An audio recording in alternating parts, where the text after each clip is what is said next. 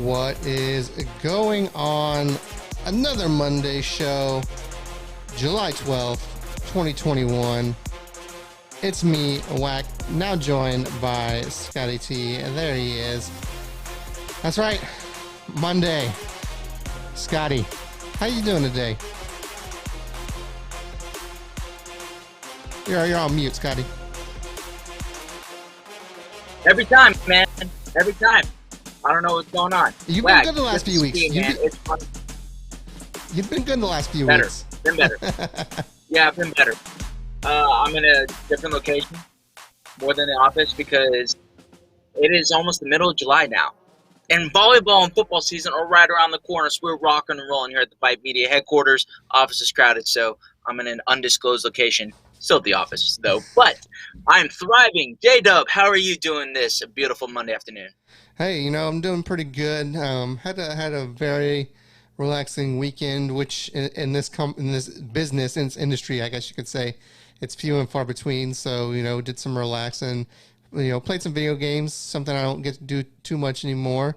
So, got to enjoy that. Then hung out with the missus. So, all in all, can't complain. A very good weekend. Lots of good weekend of sports, which we'll get to here in a moment. So yeah, hey, really good weekend for me. Hey, Josh, how's married life, man? Hey, You've been married, 6 weeks now? Something like that? How's married life? It'll be 2 months here in about, about 2 weeks from now. So about 6 weeks. Yeah, you got that math down good, Scott. But yeah, hey, married life is great. Cannot complain at all. So enjoying it very, very much so far. Beautiful. Love to hear it. I feel like I did wrong by saying so far, though. I don't think that's the right way to end that. I don't think that's the right way to end that. So, enjoying married life. It's for life. It's for life. So we got some topics to talk about today. Let me pull them up here. High school is about to start back up, so we got a few more weeks of kind of just college and pros to talk about before we get back to the high school talk, because it is coming. We are less than a month away from two-a-days starting for volleyball for sure, and for football. So it's right there coming, man. Man, we were talking about it here about 30 minutes ago, just like how wild, how awesome the anticipation, I think, is excited, because this time last year, if you remember, we didn't know if we were going to have high school sports. We really didn't. And then some schools were on time, or it was announced that UIL football season was going to be pushed back a few weeks, which was kind of fun having the state championship in January. But everything's back on time, man. It's back to normal here, and we couldn't be more excited here at Vype. Yeah, no, it seems like you blink and summer's over. I mean, I feel like June started yesterday, and now we're in the middle of July. So, it is very interesting that the season is about to kick off, and everything, like you said, everything's back to normal. So back to a normal schedule, which I'm excited for. And hey, it's about to go down. Football's about to start. Heck, I think I was reading somewhere on Twitter, and obviously I'm a Cowboys fan, that, if sorry about that, my dog in the background there. Hey, nothing like a live show, man. Nothing like a live show. Nothing like a live show from your house. But that if the NBA Finals win all 7 games, by the time the NBA Finals finish, the Cowboys would be starting their mini camp workouts, which is just insane in Oxnard, California. So, man, I'm ready for it. Hey, let's start up there. Let's start up right there. What you think about your Cowboys being on Hard Knocks? I mean, you don't like it from the aspect of no one on Hard Knocks has ever won the Super Bowl. The year they were on the show, so you don't like it from that perspective. But I mean, hey, Cowboys are going to do what they're going to do, which is make a lot of money, right? They know how to market themselves. Being our Hard Knocks is one of them. I think obviously you've got some great storylines there, with Dak coming back from his injury being probably the most top of the list one you can think of. So am I excited from the from the superstitious side, where if you get on that show we don't win the Super Bowl that year? Yeah, no, I'm not excited about that, but I'm excited to see what they do, because Hard Knocks is usually good at telling stories, and there's some good stories to be told with the Dallas Cowboys. Okay, so if you're taking your heart out of it, objectively, do you think the Dallas Cowboys have a chance of winning the Super Bowl? Because, I mean, look, I'm here in Houston, born and raised. I don't really care for the Cowboys all that much. I'm a Houston Texans fan, begrudgingly a Texans fan. I don't know if I'll be watching many games. I'll be cheering for my fantasy team, which I know everybody cares about. But do you honestly think the Cowboys have a chance to win the Super Bowl to begin with? Because my answer would be no. I think a lot's going to rely on their defense. I think they got a good shot to make the playoffs. For one, I mean, you look at the NFC East. I think Washington's defense is going to be something to look out for. Who's going to be their quarterback? How good is their offense going to be? I think that's a question that needs to be answered. And the Cowboys are kind of just the opposite, right? I mean, if Dak can be what he was with, you talk about CeeDee Lamb, who didn't really get an off season, or really an off season, not off season, but mini camps and stuff because of COVID, right? He didn't really get that time. And I mean, you look at him now; he's looking jacked. He's getting that off season under his belt. I think he can have a big year. We're talking about Michael Gallup for wide receiver. You're talking about Amari Cooper. Our offensive line, hopefully healthy, back to where they were before. I mean, because that offensive line got decimated game one. They were decimated. So I think your offense has the potential to be really good. It's really going to come down to that defense, right? Their defense was atrocious in last season. So, I mean, heck, if they can just be, half as better, if they can, I mean, if there's even a modicum of success on that team, on that defensive side, I don't know if it's Super Bowl potential, but it's potential to make a deep run and then carry on with that. So, I mean, never say never. I mean, you have to see how this team performs.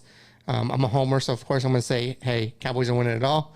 But, the realistic side is if the defense can't produce, if the defense, if they're not even mid, they got to be at least in the mid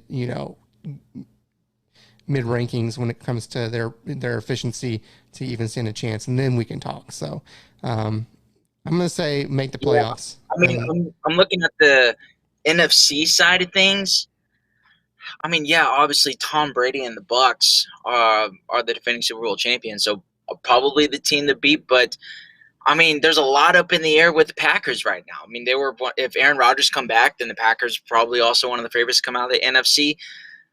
I'm trying to think of other perennial powers and favorites coming out of the NFC. There's nobody really that jumps to mind because the other team would be the Saints, but Drew Brees has retired now. So is it going to be Taysom Hill? Is it going to be Jameis Winston under center there? Like, not totally sure. So the NFC East, not great still from top to bottom. I know Philly can be like really hit or miss there, but I'm trying to think of all the other divisions. So nobody's really that pops out that I really like. The AFC, I think, is a little more competitive. So anybody can come out of the NFC. I think that's what I'm getting at. Yeah, and you always have to wonder, right? You don't bet on Tom Brady now, but when's Father Time going to finally catch up to him, right? But you just can't bet against him at this point. I mean, everyone was saying that last year, and then he goes and wins the Super Bowl. So yeah, I think once the season starts, we'll get a good idea. We are back to normal. Whenever you're watching First Take and what they're talking about is Tom Brady, I think is with the quarterback power rankings, is they were like, is Tom Brady a top 3 quarterback in the league? Get out of here with that crap. That is unbelievable, man. Like, you're to your point, betting against Tom Brady. Like, come on, get out of here. I think after his career, you just have to put him at number one just because of who he is and what he's done, right? I mean, he may not be quote unquote the best when you think of Patrick Mahomes probably being the best quarterback there in the NFL right now, but you kind of have to give it to Tom Brady just because of his career at this point. I mean, the man is a legend, and this is actually a good point. This is kind of almost a good transition, and I think we've talked about it on this show before, but I wanted to bring it back up for a little further discussion.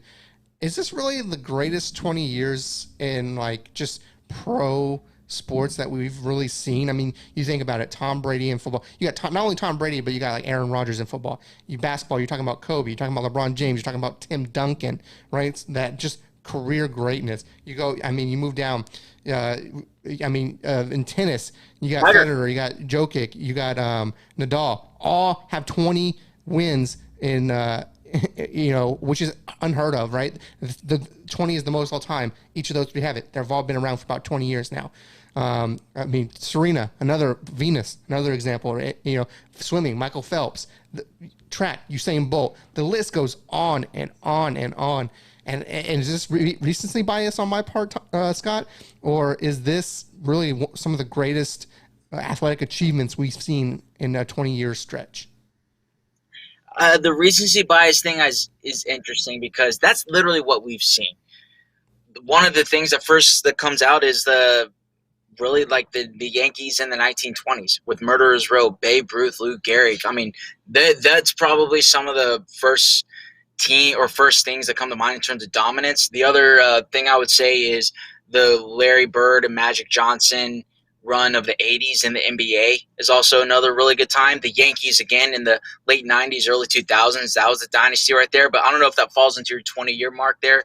But even going back to like the Celtics, I believe it was Oscar Robinson and UCLA, the Bruins. I mean, there's been some really good dominance. Those are more on the team side of things. I think Tom Brady showed this last year that it wasn't just there's the Patriot way. Yes, the Patriots are never to be counted out with Bill Belichick at the helm. But also, I think Tom Brady won that divorce, if you will. He proved that a lot of it was him as well, going out and winning a Super Bowl with the Tampa Bay Buccaneers. So in terms of dominance, though, it's an interesting question because one thing that I've actually talked a lot about with buddies, just like through natural conversation at dinner or whatnot, is we as viewers love seeing excellence. And that's why we play sports. That's why we love sports. We love excellence, especially on the individual level. Now, I think as a team, on the team perspective, everybody loves a good underdog story. That's why you see the Cinderella upsets. Everybody pulling for George Mason in the Final Four, right? Because that's the Cinderella story of getting in there. But at the end of the day, us as fans, and I may think just really us as humans, we love seeing excellence. So seeing a Serena Williams, seeing a Michael Phelps, Usain Bolt, Tiger Woods, even Phil Mickelson winning the PGA this last year, that is excellence. And most recently with Djokovic winning his 20th Grand Slam title and 6th Wimbledon title this last weekend. We strive, like, the level of excellence has always been there, I think, on the team level. Maybe that's what I'm getting at with the Yankees of the 1920s, UCLA Bruins, the Celtics, even Larry Bird, Magic Johnson. Those teams were excellent. But in terms of seeing individuals, the level of competition has never been higher. And I think it's partially because the talent, especially in the NBA, NFL, MLB, all professional sports at any level, really excited for the Olympics, the talent is just being raised every single time. The first gymnastics all-around gold medal was Houstonian's own Mary Lou Retton. But now you have Simone Biles coming in. Unbelievable. Another Houstonian. So I don't know if I'm making sense here. I'm kind of rambling. But the point is, athletics and athletes in sport, in any level, the bar is getting raised. And people are matching that bar and exceeding the bar at a very high level. It's pretty fun to watch. So real quick, I'll end on this. I don't know if my screen's getting blurry or not, but hey, nothing like a live show. Wi-Fi can get crazy. I've heard the guys on the ticket, the DFW, the ticket, they've talked about what is the fastest that a person can run? Like, you think we as humans, we have like limitabilities. Like, is the fastest 100-meter dash going to be 5 seconds? Is it going to be 4 seconds? What is the limit of human capacity? And so I think that's what people are striving for, and that's what makes sports and athletes excellent. Yeah, I think that's pretty well said. I would say, to kind of put a bow on it, is we have definitely been spoiled, the last 20 years, just watching greatness unfold before our eyes. And I don't think it'll be the end of it. I think people will probably be asking the same question another 20 years from now. I mean, you talk about, technological advancements, medical advancements, just human advancements in general, where, you talk about people in athletics finding new methods to do things, and stuff like that, where it just makes for better athletes overall. I mean, you look at LeBron James and he sleeps in those kind of, with those kind of cooling kind of things where, it basically helps his muscles recover and everything. They didn't have that, 30, 40 years ago. No, 30, 40 years ago, if you watch an NFL game, half of them are smoking cigarettes on the sideline. Can you imagine that happening now? But also, I mean, I guess a counter argument to myself, the Michael Jordan playing in the 80s and the 90s, and he's considered the best basketball of all time. I will stand by that no matter what. But that was so the greatest basketball player of all time is a long time ago. But I think in sports in general, yes, the last 20 years, in terms of an individual achievements, we are seeing things that we have never seen before, and it is special to watch. I'm here for it. But also to that point, kind of caveat, because two things can be true at the same time.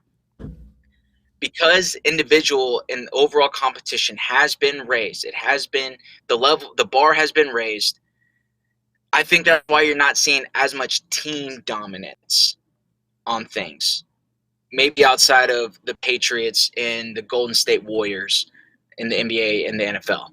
So because the talent pool is so deep and so strong, you're not seeing as much team dominance in dynasties, but the individual accomplishments are totally there. Another caveat is Alabama Crimson Tide, but that's because Saban has made a deal with the devil, I think. Just saying. Well, and you got to think college is a little bit different than the pros in some regards. So I think that's a nice little bow on that. Let's move on. Excuse me. Let's move on to another topic. A topic I'm sure you'll know a little bit more about than me, which is the MLB draft. Scotty, did you see anything in the MLB draft that was kind of confusing to you, exciting for you? What did you see? I actually didn't really watch the MLB draft. It's hard. The MLB draft is interesting because, a lot of these guys are getting drafted first overall and the first rounders, whatnot. You're still not going to see those guys in the pros for another 3 to 4 years. So, yeah, like unless you follow, and that's one thing that makes baseball so regional is I remember when the Astros were terrible. Astros were losing 100 games a season in the 2010, 2011, 12, 13, 14, whatever. But that's also when we were drafting Carlos Correa. That's when we were drafting Alex Bregman and all these other guys and George Springer to build up our farm system. So that being said, no, I didn't really watch it. But that there was a kid out of Sam Houston who went to Cy Ranch High School who got drafted 5th overall. I think the highest draft pick for Sam Houston State, if I'm not mistaken. So pretty electric stuff. I mean, it's always really fun kind of see who's getting drafted where. I do always think it's interesting how a lot of these kids are in high school and they're already choosing their careers there, which is pretty neat. But yeah, it's to that point, I didn't really watch much of it. It's hard because again, they don't make it to the pros for another 3 or 4 years. So as just the casual fan for other teams, not as much the Astros, it's just more harder to follow, I think. Quick note on the Astros. Had a 6-run 9th inning to beat the Yankees yesterday. I did see that. There you go. Bro, that was my one good thing. That was my one good thing. Hey, we can bring that later. We can talk about that later. There you go. One thing I will point out. This is a little interesting tidbit. 2012, the Oakland Athletics drafted a player named Max Muncy, who was born on August 25th. Last night, the Oakland Athletics drafted a player named Max Muncy. Care to guess when his birthday was? No. Care to guess when his birthday was? August 25th. Yes. Yes. What the heck? What the heck are we witnessing? Like, has the Matrix glitched, Scott? Yeah, it's a simulation. I saw that on ESPN on the TV. Whoa, the Oakland A's, the exact same guy with the exact same organization, same name. Like, what is happening right now? But Max Muncy, who's now the first baseman for the Los Angeles Dodgers, he's a Baylor guy. Do you know that? He's a Baylor guy. Second Bears. I did not know that. There you go. Little tidbit for the audience there. Let's move on to the final topic before we move on to the fun part. The Euro Cup final yesterday. Italy beats England in shootout. So there's 1-1 heading into penalties, and then Italy wins the penalties 3-2. Did you watch the Euro Cup final, Scott? So I did not watch the Euro 2020. Which BT Dubs is strange. I get why it's still Euro 2020, but it is 2021. But yeah, let that sink in for a little bit. I know everybody knows that, but it's still, it kind of threw me off at first. I did not watch it. I watched the replays. My question is, these guys are so good. We were talking about talent pools and whatnot. These are, and like everybody knows European soccer is European soccer, especially in England. Very intense, very intense competitive. How does England miss 3 straight PKs at the end? That's Well, what I want to know. I think a lot of this actually has to fall onto the coach, right? So two of those guys came in the 119th minute. They were subbed in the 119th minute, so they only played about 3 minutes of actual in-game time, right? And then they had to go really not even warmed up and kick those PKs. The last one, he's a teenager. I think the youngest player England has had, or one of the youngest that England has ever had. Yeah. And you put him in Bro, he's that 19. spot. You put him in that spot where he has to make it or they lose. Definitely, you could tell that kid was devastated after he missed. But I mean, yeah, I put this, I put this all on the coach. Yes, he's known to put his best kickers in first, which I mean they scored, they got the first 2 points, but I think that was a mistake because now you're putting all that pressure on everyone else, right? Take a little bit of pressure off by maybe putting one or two of them, in the first and third slot, maybe leaving, Kane for maybe that fourth or fifth slot. I mean, because that goalkeeper for England, I mean, he did all he could to keep to keep England in it. I mean, he had a miraculous save for that fifth and final one to keep England in the hunt. It was crazy, but yeah, just really you got to feel bad for England, but yeah, you got to put the blame on the coach for that. Yeah, I didn't realize that two of those guys came in at the 119th minute. Man, yeah, that's tough because if you're also the coach, like, yeah, you put them in for a reason, but why did you let them kick the PKs? Like, doesn't he have So the choice? that's actually the reason. That's actually the reason why they were subbed in the first place, because they were better PK kickers statistically than the two that they got subbed out for. So Gotcha. the logic makes sense, but you don't want to really send in guys kind of cold like that. All in all, I don't blame those three at all for missing. I blame the coach and the choices he made about when he did it. So that's my 2 cents on that. But a very, very exciting game. Very exciting game. Yeah, I mean, I heard it was electric. There's a reason why I didn't watch the game, or else I would have, and I'll explain why I'm in my one good thing a little bit later on. Stay tuned for that. But yeah, really intense. I mean, Italy, if I'm not mistaken, they upset was it Denmark to make it to the finals. I'm not going to pretend Yeah. like I watch the most soccer here, but it is on my to-do list to get into. So everybody who's watching right now, I believe there's 4 of you. Appreciate you. What team should I cheer for over in across the pond? Because I know there are a bunch of leagues and whatnot. And look, I'm your typical average American soccer fan who knows nothing about those kind of things. Who should my team be? I will leave this out to the public. Let me know who my team should be. So England was the one that beat Denmark in the semis. Italy beat Spain in the semis, but it wasn't really an upset. I mean, Italy hasn't lost a match in like 3 years. They're like, I think, on a 32 match win streak right now, something crazy like that. So it's basically ever since I saw Messi. Go ahead. I saw Messi won his first international title with Argentina. That's pretty cool. He did. Just I think it was Friday or Saturday, I believe.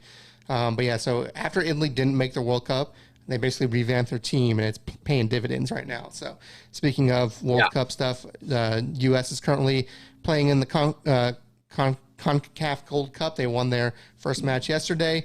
They got the qualifying coming soon. Hopefully, there's not the embarrassment that happened 5 years ago now. As hey Josh, they have to make the cup. I know there's like La Liga, Premier League, Champions League, and all that other good stuff. Out of all those teams, and maybe it depends on the league, who are the New York Yankees or the Dallas Cowboys for those teams? Is it like Manchester City, Man U, like who? Chelsea, like who's the New York Yankees, if you will? Yeah, I think you hit it. That's pretty much it right there. I think it's it was a Man U is the Yankees. Let me double check on that, but I think that's pretty much Man U. Yeah, I'm about to say whoever the best is, because I have no allegiance to any teams of one over there, so I want to cheer for the best. Like I might as well. So like me joking about being a begrudgingly Texans fan, I think I'm open to other fandom in other cities and other teams. And my buddy, and I was like, hey, you know what? The Jacksonville Jaguars, they just drafted Trevor Lawrence. I used to live in Jacksonville. Maybe I'll be a Jags fan. And he was like, bro, if you're a free agent, why would you choose like the worst team ever? So I'm taking that mentality with soccer, and I want to cheer for the best team. And because I can, why not? I have a team that you can root for soccer. All right. Okay, I'm all ears. AFC Richmond. And do you know why you should root for that? Because their head coach Who? is Ted Lasso. Boom! Bro, Ted Lasso season 2 comes out this month, if I'm not mistaken. Yeah, I believe it's Whoa, 23rd. So, Ted Lasso. yeah, that was a little fun. But man, that's such a great show. Can't wait for season 2. Can't wait. Boom. Yeah, well, maybe next week we'll do because we still have about like what 2 or 3 weeks until volleyball tournaments really kick off. So maybe next week we'll do a TV segment what we're watching because we'll have some downtime. Yeah. We'll That probably show talk NBA finals and TV shows. next Monday show, by the way, may have to be a little later in the day because we'll be at the coaches conference, which runs about 3:30. So we may have to do it a little later in the day next week. Just an FYI. Right. But Okay. it's time Yeah. for our favorite segment of the show. Who's that mascot? That's right. This is where Scotty, I give him 3 school names, and he has to give me the mascot of that school. Last week, were you 2 for 3 last week? Or 1 for 3? I was 1 for 3 last right. week. So overall, since we've been doing the show, I am 1 short of 1 for 3. So That's I don't right. know what that means. Yeah, had those 2 bad weeks, but now you're trying to get back to it. So I think we'll see how you do this week. I think all of these schools are at least 3 and above. I think one's a 6A school, one's I think a 3A school. I think the other one might be 4A or 5A. So are you ready, Scotty? Okay. Let's go. What you got? Go. Your first school is Brennan. Brennan is a San Antonio area school. Brennan Eagles? Brennan Eagles is your guess? Yes. This is incorrect. Oh! It is the Brennan Bears. Brennan Bears. Oh, I should have got that one. You ready for your next one, Scotty? All right. Yeah. Lago Vista. Lago Vista, considered an Austin area school.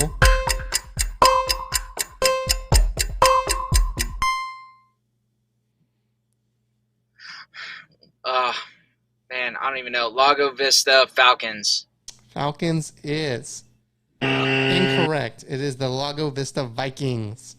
Lago Vista Vikings. I should have known those two, man. I should have known those two. They've been in our rankings here and there, so like I should have known those. Last one. Here we go. See if you can save yourself from an 0-3 week. No, I'm nervous. Rockport Fulton. This is a coast team. They are on the coast. Rockport Fulton Marlins. Ooh. Rockport Fulton Pirates. You went with the kind of the coasty mascot, which I get. That's why I was giving you a little hint there. But the Rockport Fulton Pirates. So, an 0-3 week for Scotty. Hey, they happen. They happen sometimes. We're still trying to get you to that 3-3. That's the goal, is to get you a 3-3 week soon. So you know how tempting it is for me to like just pull up my phone and Google search them while the countdown is going. I'm glad you don't. Hey, do some studying behind the scenes, but I'm glad you don't cheat. don't cheat live. I appreciate the sportsmanship there. But that leads us to our last segment of the show. One good thing. That's where me and Scott give us one good thing we saw this past week. Scotty, I know you already kind of mentioned what yours would be, so take it away. Jose Altuve and the Houston Astros is my one good thing this week. You know why, Josh? I was there. Oh. I was there yesterday. That's why I did not watch Euro 2020. That was my big sports event for the weekend. My wife, her dad, and my dad, we went to the Astros game last night or yesterday afternoon. So it's kind of a double-edged sword, to be honest. We were there. The Astros were stinking it up. It was 7-2 going in, and it's 7-2 going into the bottom of the 8th. And I think Altuve gets on base, Brantley gets out, and then Yordan Alvarez hits into a double play. We're like, that's the top of our lineup. Like, we're going to go. So we left at the top of the 9th. That was a mistake because the Astros came back, put up 6 runs in the 9th inning, and Jose Altuve hit the 3-run homer to walk off the Yankees heading into the All-Star break. So Jose Altuve, I was thinking about this, and I want your thoughts on this, Josh, maybe as the more casual sports fan and not as much of a homer as I am, because I'm full-born Astros. Everybody else, all the haters can leave me alone. I can't think of anybody who has dominated the Yankees more than Jose Altuve has in the last, call it 5 or 6 years. Really, the Houston Astros have kind of dominated the Yankees, and it is so awesome because everybody loves to see the Yankees fail. Really, since the 2015 ALCS wildcard game, I watched that game. Dallas Keuchel beat the Yankees in New York to advance to the next round of playoffs against the Kansas City Royals. We lost that series, and the Royals won the World Series. But then, obviously, the 2017 team, we knocked the Yankees out of the playoffs. We knocked the Yankees out of the playoffs again in 2019 with Jose Altuve walking off Geraldus Chapman, no buzzers needed or anything. And so Jose Altuve again walking off the Yankees was just so awesome. And then, of course, the team rips off his jersey because there was some chirping back and forth between him and Aaron Judge, who Aaron Judge is not a fan of. I'm sure he's a good guy, but as a baseball player, don't like him.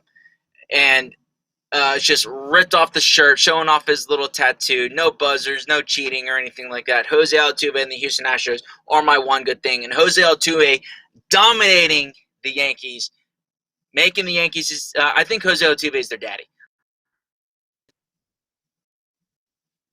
That's my one good thing. Kind of broke up at the end there, but yes, I would say Altuve has had the Yankees number for the last probably 6 or so years. I would not disagree with you there. Jose Altuve is their daddy right now.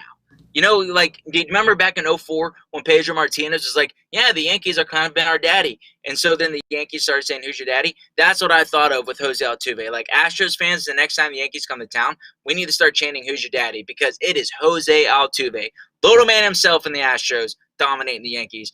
I think it's a good rivalry for baseball. Obviously, look, people don't like the Astros. That's okay.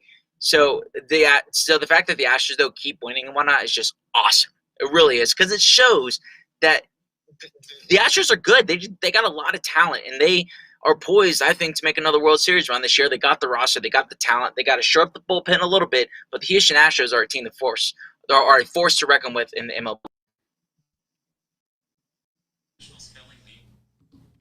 Well, I'm going to move on to my one good thing then. But you can tell I'm on a rant, baby. You are.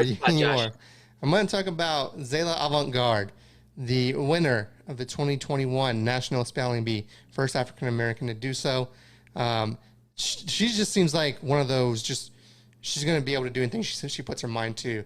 I mean, not only has she won the spelling bee, she holds, to my knowledge, 3 world records in like basketball kind of trickery, like how many you can dribble at one time, stuff like that. So I believe she holds. I'm gonna see if I can find that, but maybe not. But she holds multiple She holds multiple Guinness World Records. I'll say that. Her highlight video, did you see that? Yes. Her basketball highlight video. Yes. She's a beast. Her handles are off the charts. Yeah, she's smart. Not only that, she wants to go to Harvard. She's been offered multiple scholarships to various Louisiana schools already. But her ultimate goal is to go to Harvard. But won the 2021 spelling bee, and just her reaction to that was pretty awesome. Just kind of spinning around, just full of joy. I think she's only been like kind of in the spelling bee kind of circuit, if you will, for only 2 years. So just shout out to her, because I mean, you could tell she's full of excitement and got to go to the SBs and all that stuff. So that's my one good thing for the week. Love it, dude. That's so awesome. It really is. Mine's like that. You know what movie I watched over for the weekend for the first time was, called Hitters. It's about the space race in the 60s and how minority women really helped like the math portion of it, because they had to do all the calculations and whatnot. So yeah, like really, really cool movie. I really enjoyed it. And so it's just like mine's like that, because I thought it was interesting how early on they identified the main character, the lady, as like, hey, this woman is special. We need to like help develop her and whatnot. It's minds like that, the girl who just won the spelling bee, like cultivate that mind. Let her go, 'cause she's going to do great things for the human race and society, in my opinion. Completely agree. So that is our show for the week. Scotty, before we go, any last shout outs you want to give? No really shout outs. All-Star break is this week. I think the All-Star game is Friday, if I'm not mistaken. Hey, we might have a special episode on Thursday. So everybody subscribe to the YouTube channel to stay tuned for that. Follow us on our social media channels, and we'll be making those announcements. Vype Houston on Twitter. Vype Name Your City. We're probably there on Twitter.